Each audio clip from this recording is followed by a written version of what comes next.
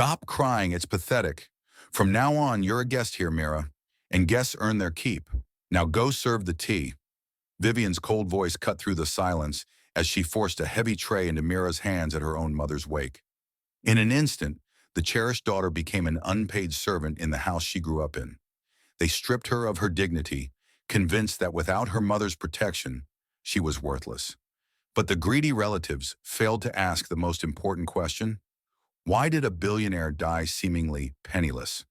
They just walked blindly into a psychological test worth $320 million hidden by the deceased matriarch. You won't believe how this payback unfolds. If you love a good justice story, hit subscribe and comment your country below. The heavy oak door slammed shut with a finality that echoed through the grand hall, sealing the living room from the world outside. The air inside remained thick with the suffocating scent of lilies and the smoke of extinguishing candles. The last of the mourners, draped in expensive black silk and faux sympathy, had finally departed. A profound silence settled over the estate, but it was not a peaceful quiet. Gregory Hales stood in the center of the room, looking more relieved than grieving.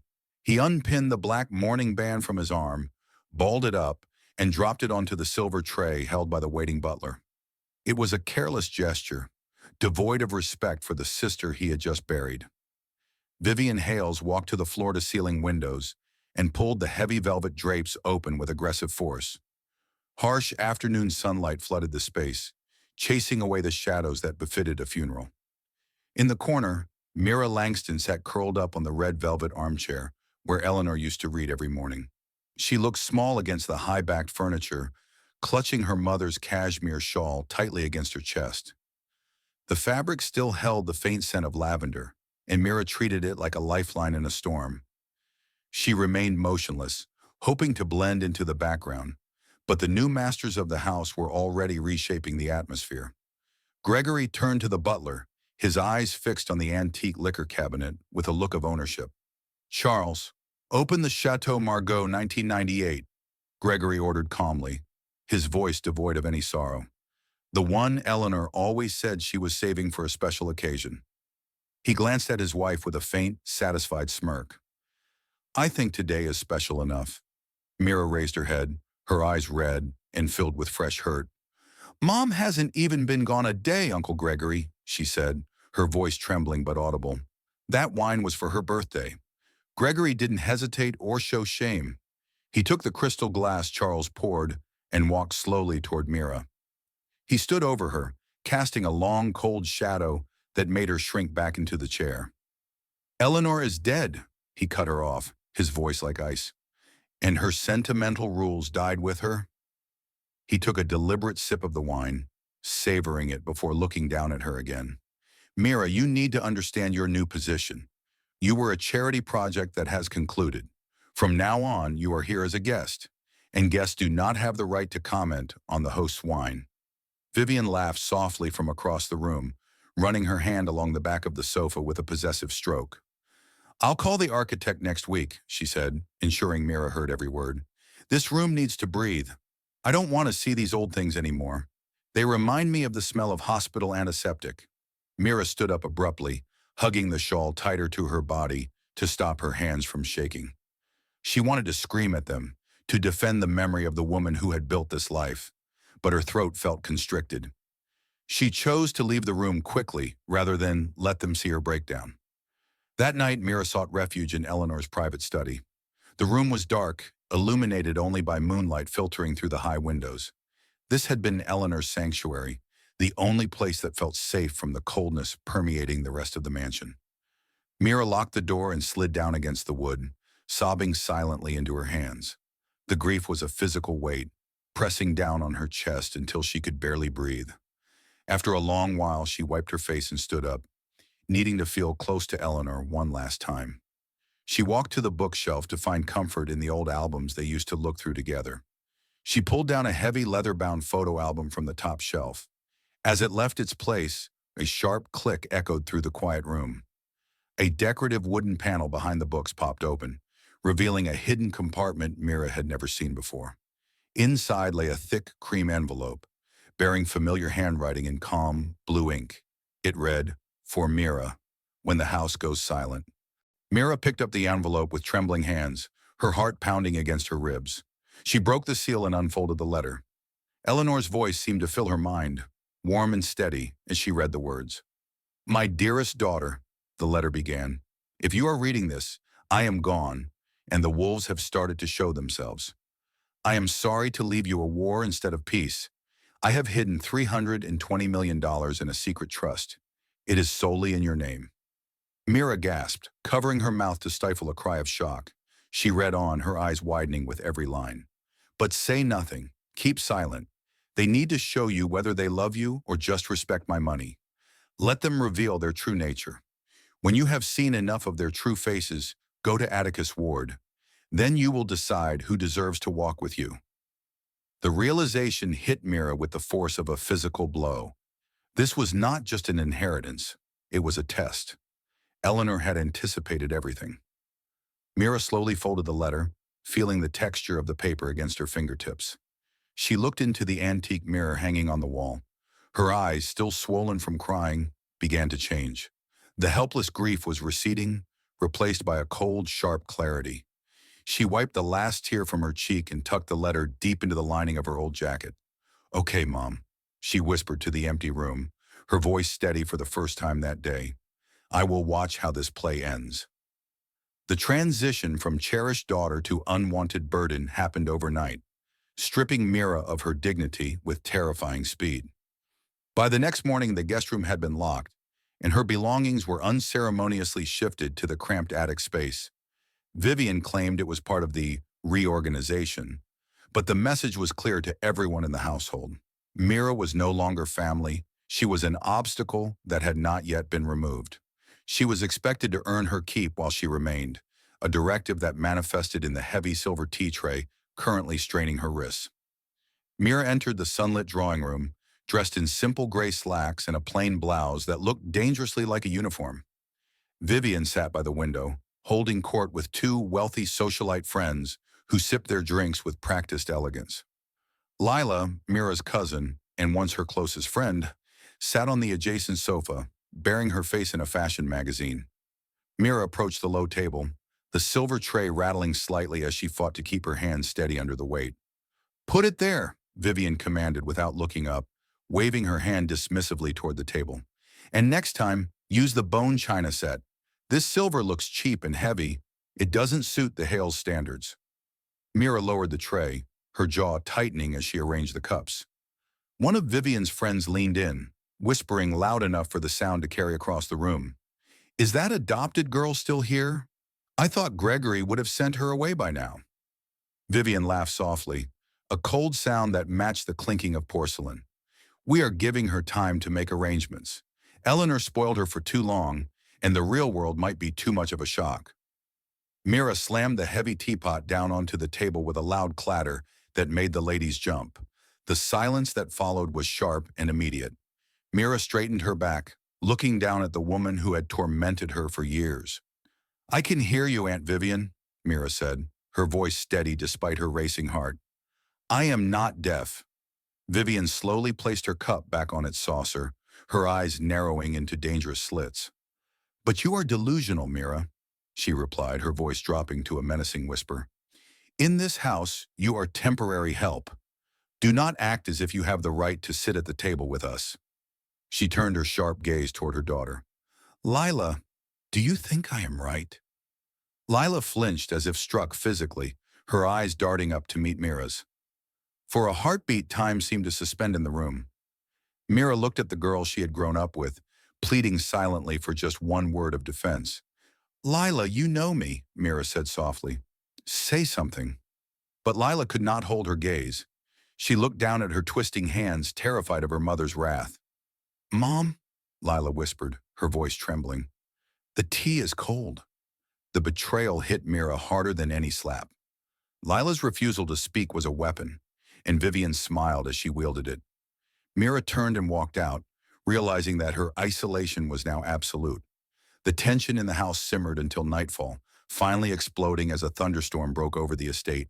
The heavy rain lashed against the windows, providing a chaotic backdrop for Gregory's stage drama. He stormed into the living room and threw a diamond necklace onto the glass coffee table. The expensive jewelry landed with a harsh cracking sound that signaled the end of Mira's time in the house. "I found it in your underwear drawer," Gregory roared, his face flushed with manufactured rage. "You were planning to fence it before you left, weren't you?" Mira stood by the fireplace watching his performance with an eerie calmness. She knew this script. She had seen them rehearsing it in small ways for years. "You know I would never touch Aunt Vivian's things," Mira replied evenly. "You put it there yourself, Uncle Gregory." "You dare accuse me in my own house?" Gregory shouted, pointing a shaking finger at her. He turned toward the stairs where a shadow lingered. "Lila, get down here. Tell this thief what you saw." Lila descended the stairs slowly, looking pale and sick. She stopped between her raging father and Mira, her body shaking like a leaf in the wind. Mira took a step forward, ignoring Gregory. "Lila, please," Mira said, her voice cracking for the first time. "You know I didn't take it. You were in my room this afternoon. You saw it was empty." Vivian stepped forward and placed a hand on Lila's shoulder. It looked like a comforting gesture, but her fingers dug deep into the girl's flesh. It was a warning, silent and painful. Lila squeezed her eyes shut, tears leaking out and running down her face. "I don't know," she sobbed, refusing to look at Mira. "I didn't see anything. I'm sorry, Mira. I don't know who to believe." The final severance was complete. Mira nodded slowly, a bitter smile touching her lips as she realized the depth of their cowardice. "Okay," Mira said softly. "I understand. Thank you, Lila. You just helped me answer the final question." Gregory pointed to the front door, which stood open to the violent night. "Get out," he spat. "Right now. Don't take anything but the clothes on your back." Mira did not beg, and she did not fight. She turned and walked out into the curtain of black rain.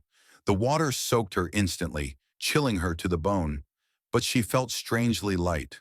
She gripped her wrist, feeling the cold metal of the cheap silver bracelet Eleanor had given her. The heavy iron gate slammed shut behind her, the sound echoing like a gunshot. Mira stood in the dark, wet and alone, but her back remained perfectly straight. The test had begun, and she now knew exactly who her enemies were. The transition from the velvet-draped silence of the Hales estate to the chaotic noise of Mrs. Callahan's diner was a shock to the system. The air here did not smell of lilies or expensive wine, but of stale frying oil and industrial cleaner. Mira Langston stood at the sink, her hands submerged in scalding, soapy water. Her back ached with a dull, throbbing pain she had never experienced before, and her expensive manicure was a ruined memory of a past life. The kitchen was a war zone of dirty plates and shouting cooks, a world away from the polite, whispered insults of Vivian's tea parties. Mrs. Callahan, a woman in her 50s with a face hardened by years of relentless work, stormed toward the washing station. She slammed a crumpled receipt onto the metal counter next to Mira, the sound cutting through the kitchen clatter. She did not look at Mira's face but stared critically at her hands. "Hey girl," Mrs. Callahan barked, her voice rough like sandpaper. "Table 4 complained about a lipstick stain on a glass. I don't run a charity here."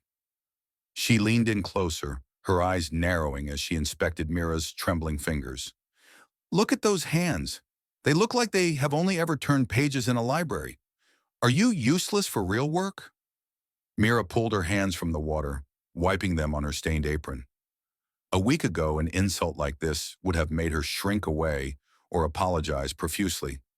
But the girl who lived in the mansion was gone. Mira met the older woman's gaze steadily, her chin lifted just enough to show defiance. "You won't find a lipstick stain a second time," Mira said, her voice firm despite her exhaustion. "Dock my pay for the mistake if you want, Mrs. Callahan.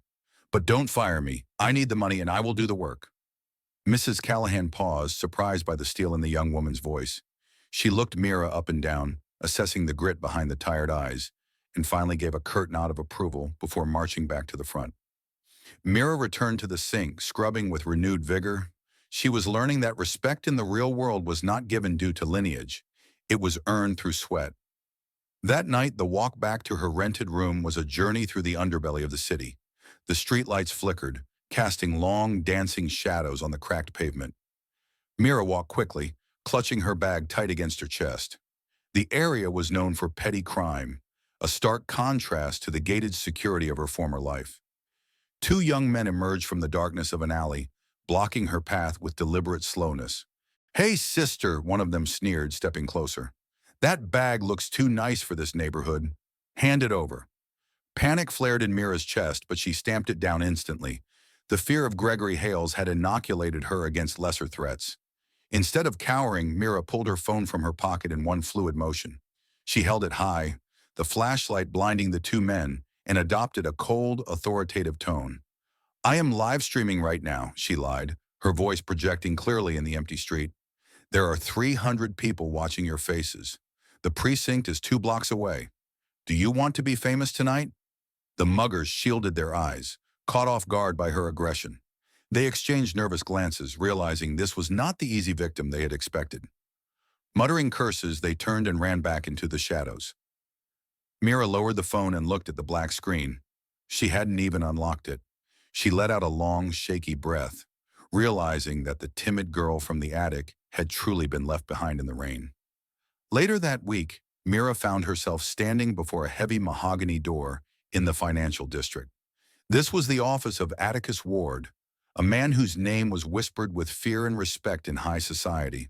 The room inside was a sanctuary of silence, lined with walls of leather-bound books that smelled of history and power. Atticus sat behind a massive oak desk, looking at her over the rim of his spectacles. He did not offer pity for her worn clothes or wet hair. "The password," he said simply. Mira took a breath, remembering the letter. A real home, not just a house. Atticus removed his glasses and smiled, a rare expression that softened his sharp features. He opened a drawer and slid a thick stack of documents across the polished wood. "Eleanor chose the right person," he said. "Do you know what you are holding, Mira? It is a trust fund worth $320 million, along with controlling interest in Hales Corp." Mira touched the papers, the numbers swimming before her eyes. It was enough money to disappear, to buy a new life where the Hales could never hurt her again. "What do you want to do?" Atticus asked, watching her closely. "Do you want to take the money and vanish to a tropical island? You could live like a queen and never look back." Mira looked up from the files. She thought of Gregory's smug face at the funeral. She thought of Vivian treating her like a servant. She thought of Lila's cowardly silence. "No," Mira said, flipping the file closed. "I don't want to run. I want to use this to unmask them." She leaned forward, her eyes burning with a cold fire. "I don't want childish revenge, Uncle Atticus. I want justice. They are using Mom's name to solicit dirty money and polish their reputation. I want them to collapse right on the podium they built for themselves." Atticus nodded slowly, a glint of excitement in his eyes. "Very well," he said. "Then we have a lot of work to do. By day you wash dishes, but by night you will learn how to run an empire." The room transformed from a law office into a war room. Mira sat straight, ready to begin. She was living a double life now, and the Hales had no idea that the storm was coming for them. Mira's cramped apartment had transformed from a living space into a fortress of paper and red ink. The peeling wallpaper was now completely hidden behind taped-up flowcharts, bank statements, and printed screenshots from Vivian's curated social media feed. The dim light of her laptop screen illuminated Mira's face, highlighting the dark circles under her eyes. But her gaze was sharp and predatory. She sat cross-legged on the floor, surrounded by the physical anatomy of the Hales' corruption. Atticus Ward was present via a secure video call, his face pixelated, but his voice clear and authoritative as he guided her through the labyrinth of financial deceit. "Look at the item labeled Operating Costs for the Eleanor Foundation," Atticus said, his voice tinny through the laptop speakers. "Gregory is funneling 40% of every donation straight into a shell company in Panama. The directors of that company are listed as anonymous, but the initial setup fee was paid from Vivian's personal account." Mira traced the line on her chart with a red marker, her hand steady. "This is embezzlement," she murmured, the anger simmering cold in her chest. "They are selling a dead woman's reputation to fund their lifestyle. I need more than just numbers, Uncle Atticus. These figures are damning to a forensic accountant, but the public needs something they can feel. I need internal proof." As if summoned by her frustration, her phone buzzed against the hardwood floor. The vibration severed the silence like a physical touch. Mira picked it up and froze. The screen displayed a number she had deleted weeks ago, but had never forgotten. It was Lila. A voicemail icon blinked on the screen, a digital ghost from her past life. Mira pressed play, her thumb hovering over the speaker as she leaned in. Lila's voice was a terrified whisper, broken by jagged sobs. Mira, I'm so scared. Mom and Dad are planning to use the gala to announce a new scholarship fund. It's fake, Mira. I snuck into the office and took a picture of the real ledger. Ah! The recording shifted abruptly. There was a sound of a struggle, the phone clattering against a hard surface. And then Gregory's voice roared through the speaker, distorted but unmistakably violent. What are you doing? You dare betray me for that savage girl? Give me the phone! There was a sickening thud, followed by the sound of weeping. Gregory's voice returned, lower this time, dripping with venomous threat. Do you want to end up on the street like her? Do you want to be nothing? The message ended with a sharp click, leaving Mira in a silence that felt heavier than before. She played the recording again, and then a third time. Her hand clenched around the phone so tightly that her nails bit into her palm, drawing a crescent of blood. The next morning, Mira met Atticus in a small, nondescript coffee shop far from the financial district. The morning sun filtered through the window, illuminating the dust motes dancing in the air, a stark contrast to the darkness of the recording Mira had just played. Atticus sat motionless, his face grim as the sound of Gregory's rage faded. He took a slow sip of his black coffee, calculating the impact of what he had just heard. This is a nuclear weapon, Mira, Atticus said quietly, placing his cup down with deliberate care. If you play this at the gala, Gregory is finished. The financial crimes are one thing, but child abuse, the public will tear him apart. However, you must understand the cost. Lila will be destroyed too. She will be labeled as the daughter who betrayed her family. The media will feast on her trauma just as much as they feast on Gregory's fall. Mira looked out the window. Across the street, a group of school children were walking in a line, laughing and pushing each other playfully. She watched them, thinking of the childhood she and Lila had shared, a childhood built on eggshells and silent fears. Lila had chosen silence when Mira needed her most. She had let Mira walk out into the rain without a word of defense. But Mira also remembered the fear in Lila's eyes, the same fear that had governed Mira's own life for so long. She chose silence when I needed her, Mira said, her voice devoid of sentimentality. But she is also a victim of that house. Gregory broke her spirit long before he raised a hand to her. Power is about making difficult choices, Atticus challenged her, leaning forward. You have to decide. Do you protect Lila, or do you protect Eleanor's legacy? You cannot save everyone without getting your hands dirty. Mira turned back to him, her eyes hardening into steel. She had stopped being the victim the night she was thrown out. Now she was the judge. I will do both, she declared, her voice leaving no room for argument. But Lila has to feel the pain once to finally wake up. If I shield her now, she will remain Gregory's puppet forever. We use the recording. Atticus studied her for a long moment, seeing the transformation complete. The frightened girl was gone, replaced by a woman capable of wielding the sword of justice. He nodded once, a gesture of respect. They had their weapon, and the gala was only days away. The Hales believed they were stepping into a spotlight of glory, but Mira was preparing to turn it into an interrogation lamp. The time for hiding in the shadows was over. The grand ballroom of the Hales estate glittered with a suffocating brilliance, every crystal on the massive chandeliers polished to blind the wealthy guests below. The air was thick with the scent of expensive perfume and the murmur of polite society, a veneer of elegance that barely concealed the rot beneath. Gregory Hales stood at the podium, bathed in a spotlight that made his tuxedo shine, while a massive portrait of Eleanor loomed behind him like a silent, betrayed judge. He gripped the lectern with practiced gravitas, pausing to wipe a non-existent tear from his cheek before addressing the captivated audience. Eleanor left us too soon, Gregory intoned, his voice trembling with a performance worthy of an award. She left behind a heavy burden. No, a tremendous responsibility. Despite those ungrateful souls who betrayed her kindness and fled when times got hard, the Hales family remained strong to carry her torch of compassion. Vivian stood nearby, her smile tight and triumphant, scanning the room to ensure every donor was reaching for their checkbook. Suddenly, the heavy double doors at the back of the hall swung open with a violence that shattered the carefully curated atmosphere. A beam of stark white light from the corridor cut through the dim room, slicing the darkness and silencing Gregory mid-sentence. Mira Langston stepped across the threshold, not as the cowering girl who had left in the rain, but as a woman carved from obsidian and steel. She wore a simple black dress that absorbed the light, her hair swept up to reveal the cheap silver bracelet Eleanor had given her, which now looked more valuable than any diamond in the room. She stood silhouetted against the light, an uninvited specter haunting the feast of her tormentors. Vivian hissed at the head of security, her composure cracking instantly as she pointed a manicured finger at the intruder. "Get her out of here!" she spat, her voice rising in panic. "Who allowed that trash inside my house?" Before the guard could move, Atticus Ward stepped from the shadows of the crowd, his presence commanding immediate attention.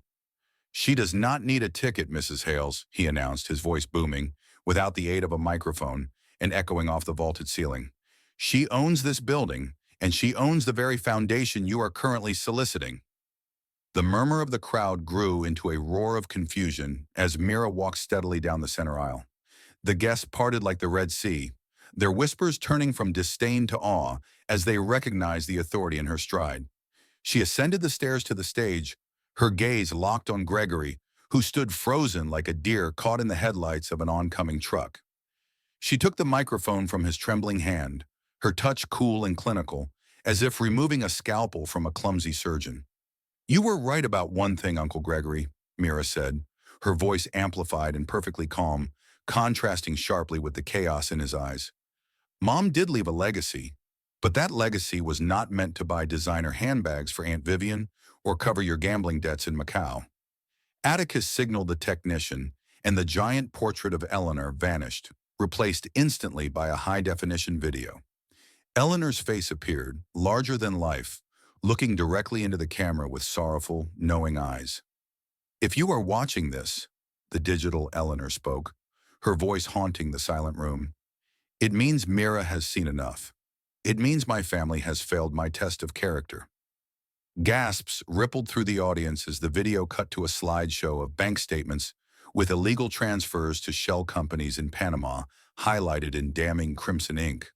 The numbers were undeniable, painting a picture of systematic embezzlement that stripped the Hales of their philanthropic mask. Gregory lunged forward, panic overriding his senses as he realized his life was unraveling in real time. "Turn it off!" he screamed, his face twisting into a mask of ugly desperation. "You lying little wretch!" Just as he reached for her, the speakers crackled again, playing a sound that froze the blood of everyone present. It was Gregory's voice, but stripped of its public polish, raw and violent. "Do you want to end up on the street like her?" The recording roared, followed by the sickening sound of a physical blow, and Lila's terrified, jagged sobbing. The brutality of the audio hung in the air, stripping Gregory of his last shred of dignity and exposing the monster beneath the tuxedo.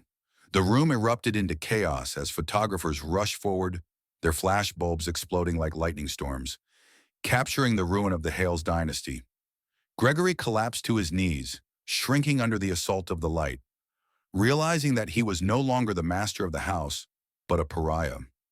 Mira did not smile, nor did she gloat over his destruction. She only looked down at Lila, who was weeping silently in the front row, finally unburdened by the secret she had carried. "The truth always hurts, Lila," Mira said softly into the microphone, her voice a balm against the violence that had just occurred. "But only the truth can set you free." 1 month later, the Hales estate had undergone a transformation that was less about architecture and more about spirit. The heavy velvet drapes that once blocked out the world had been removed, allowing sunlight to flood the hallways, and the stifling silence was replaced by the chaotic, vibrant sounds of ringing phones and footsteps. The mansion was no longer a fortress of exclusion, but the headquarters of the newly established Hales-Langston Foundation. In the office that had once belonged to Eleanor, Mira sat behind the large mahogany desk, reviewing grant applications. The door creaked open, and two figures hesitated on the threshold. Gregory and Vivian Hales entered the room, looking as though they had aged a decade in 30 days. Their designer clothes were gone, replaced by off-the-rack suits that fit poorly, and the arrogant posture that had defined their existence was slumped in defeat. Mira did not stand up to greet them. She simply closed the file in front of her and slid a thin white envelope across the polished wood surface. The paper made a soft hissing sound that seemed loud in the sudden quiet of the room. Gregory reached for it, his hands trembling slightly, a stark contrast to the iron grip he used to have on the household.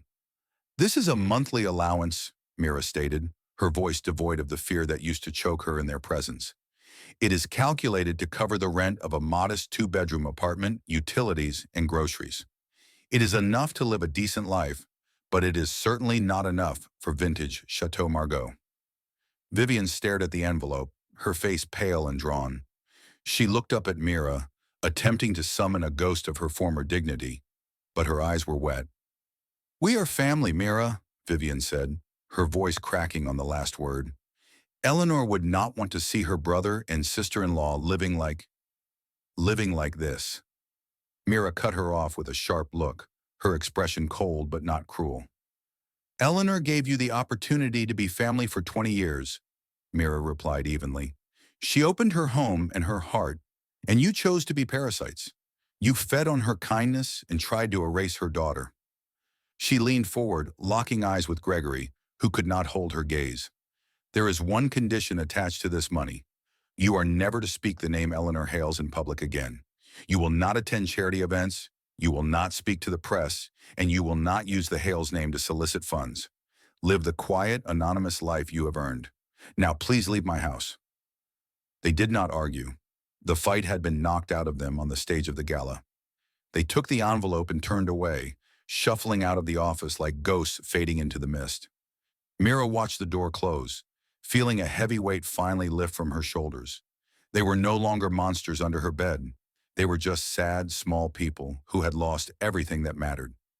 Mira stood up and walked to the large French doors that opened onto the back garden. The manicured lawn, once forbidden to touch, was now a riot of activity. Easels were set up on the grass, and a dozen children from the city's foster care system were painting with enthusiastic abandon. In the center of the chaos was Lila. She was dressed in jeans and a paint-stained t-shirt, her hair tied back in a messy ponytail. She looked tired, but for the first time in her life, she looked real. Mira walked out onto the terrace and down the stone steps. Lila saw her approaching and immediately stood up, wiping her colorful hands on a rag with nervous energy. "I don't expect you to forgive me yet," Lila said quickly, her eyes dropping to the grass. "I know I was a coward. I know I hurt you. I just want to do something useful for once." Mira looked at the canvas Lila had been working on with a young boy. It was messy and bright, full of life. She looked back at her cousin, seeing the genuine remorse etched into her features. "Forgiveness is not a single sentence, Lila," Mira said softly. "It is a journey, but seeing you here today tells me you have started walking it."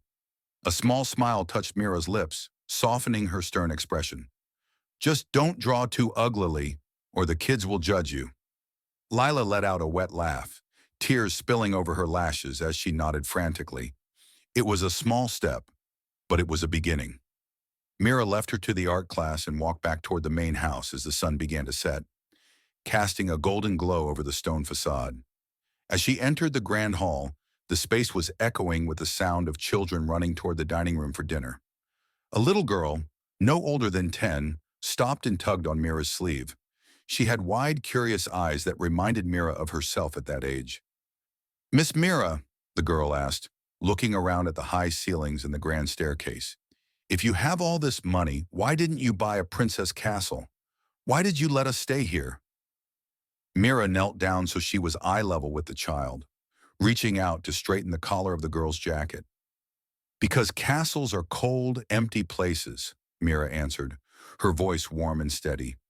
"I wanted to build something different, I wanted to build a place where no one ever has to hear the words, "There is no room for you here." The girl smiled and ran off to join her friends. Mira stood up slowly and turned to the large portrait of Eleanor that still hung in the place of honor. She placed her hand over her heart, feeling the steady rhythm beneath her palm. "That is the real inheritance, isn't it, Mom?" she whispered. Mira turned away from the past and stepped out the front door, walking into the warm, embracing light of the evening sun. And that brings Mira Langston's journey to a close. Her story reminds us that while money can buy a house, only love and integrity can build a home. Now, I'd love to hear your thoughts. If you were in Mira's shoes, would you have offered Lila a second chance? Or was the betrayal too deep to forgive? And do you think Eleanor's test was fair? Let me know in the comments below. Thank you so much for listening and living through this story with us.